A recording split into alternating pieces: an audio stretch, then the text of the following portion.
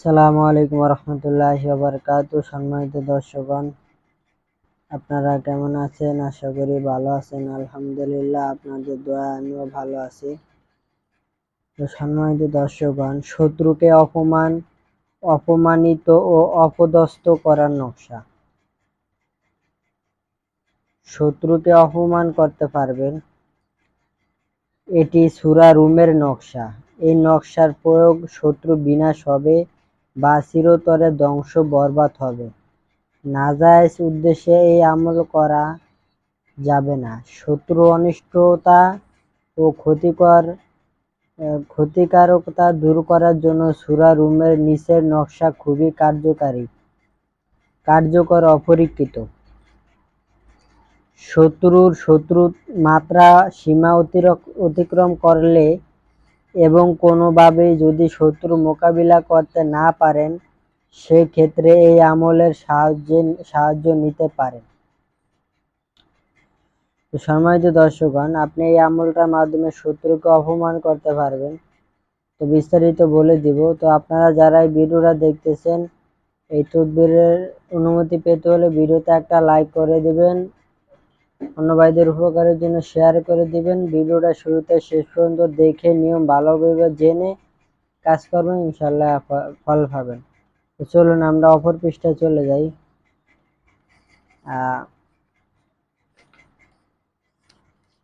এই যে অপর পৃষ্ঠা, এখানে এই যে নকশাটা দেখতে পাইতেছেন, এই নকশাটা উযু সহ জায়নামাজে বসে শত্রুকে দমনের নিয়ত করবেন। ঠিক আছে, শত্রুকে অপমান ধ্বংস করার নিয়ত করে নেবেন আল্লাহর কাছে, যে আল্লাহ শত্রু যাতে এই তদবিরের মাধ্যমে অপমান হয়, ধ্বংস হয়, অপদস্থ হয়, মানুষের কাছে অপমানিত হয়, এরকম নিয়ত করে নেবেন। এরপর উপরে নকশা মেশক জাফরান কালি দিয়ে লিখবেন। নিচে শত্রুর নাম ও তার মায়ের নাম লিখবেন। এই নকশাটা পুরাটা মেশক জাফরান কালি দিয়ে সাদা কাগজে লিখবেন। শত্রু ছেলে হলে এখানে তার বাপের নাম আগে লিখবেন, পরে মাঝখানে বিন, পরে ওই ছেলের নাম, শত্রুর নাম। শত্রু যদি মেয়ে হয়ে থাকে তাহলে এখানে তার মার নাম আগে লিখবেন, পরে মাঝখানে পরে হইছে বর্ষে বিন ও তয়কারেতে বিনতে লিখে ওই মেয়ের নাম, শত্রু মেয়ের নাম। ঠিক আছে, লিখা শেষ হয়ে গেলে ছোট করে বাস করে নিবেন এবং পরিষ্কার ছোট বোতলে বা শিশিতে রেখে তার মুখ বন্ধ করে দিবে।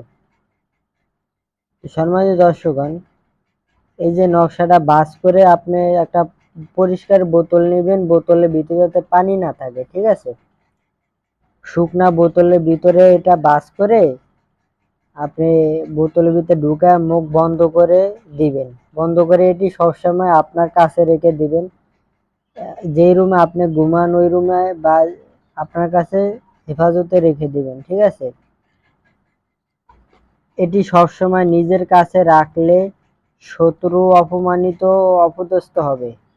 এছাড়া এটি যদি উপরের নিয়মে সাদা কাগজে লিখে নিজের সাথে রাখেন, তাহলে সবসময় শত্রুর উপর বিজয় থাকবে।